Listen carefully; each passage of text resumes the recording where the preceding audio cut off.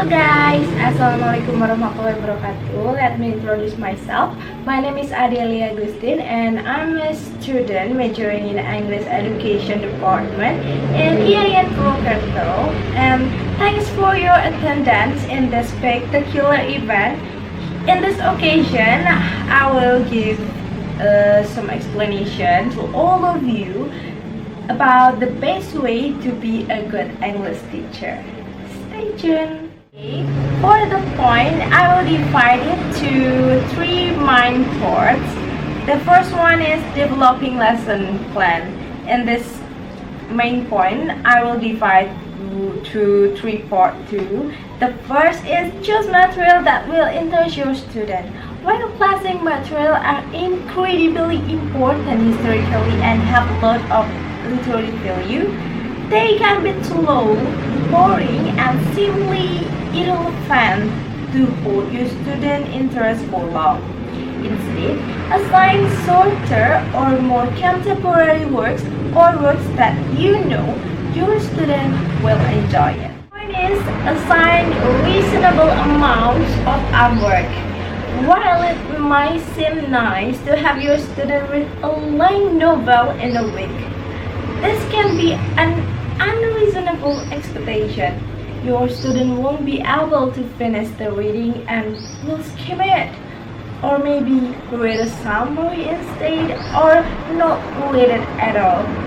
Encourage your student to complete their homework and get the most of their education by assigning smaller amount of homework that directly relate to the classwork. The last point of this main part is give homework assignment that helps students understand the material.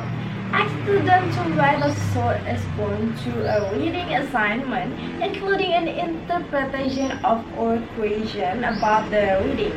This assignment should challenge students to think critically and consider important questions to make connection between class topics. The second main point is leading the discussion. In this part, I will divide it with three main parts too. The first is ask interpretation, that you should guide your student to interpret the text rather than discuss factual aspects. Ask how and why question rather than what or yes no question. For example, what did you do to him? It's very simple question. But while why did you do? It's more challenging and complex. And how do you know? Demands close reading and attention to the text. The next point is bringing outside material. While the main focus of the discussions will be based in the text itself, it can be helpful to bring in outside material like biographical information about the author, the backstory of the text, or famous controversial interpretation. Do some research and bring in the most relevant or interesting information that you find.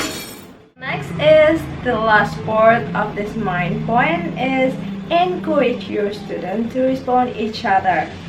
In a discussion, students should not talk to you, rather they should direct their question and comment to each other.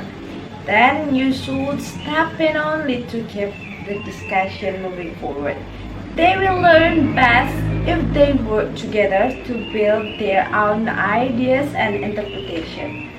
They would get much of the conversation if you simply tell them what you think.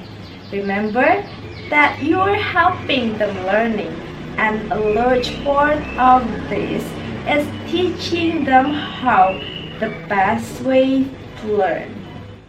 The last main point is knowing the materials.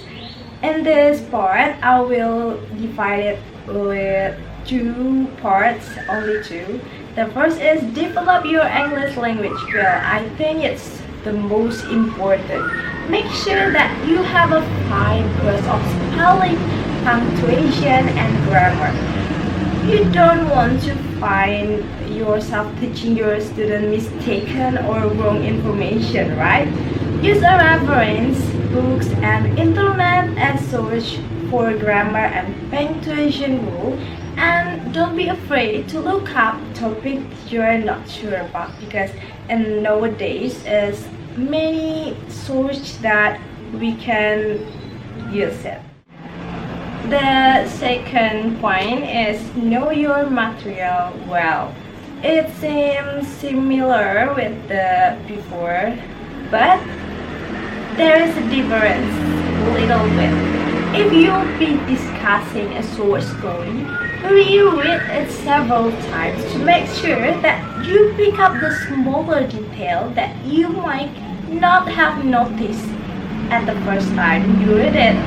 Come up with the interpretation of the word, but remind yourself that yours is not only possible interpretation. Make sure that you're able to answer common questions students might have about the word. Okay, I think that is enough for me, and let me give you the conclusion about this meeting. To be a good teacher, we have to prepare well ourselves to any possibility. It's not enough to be a good teacher to your students sometimes, but be their best friend. Wassalamualaikum warahmatullahi wabarakatuh. Bye bye.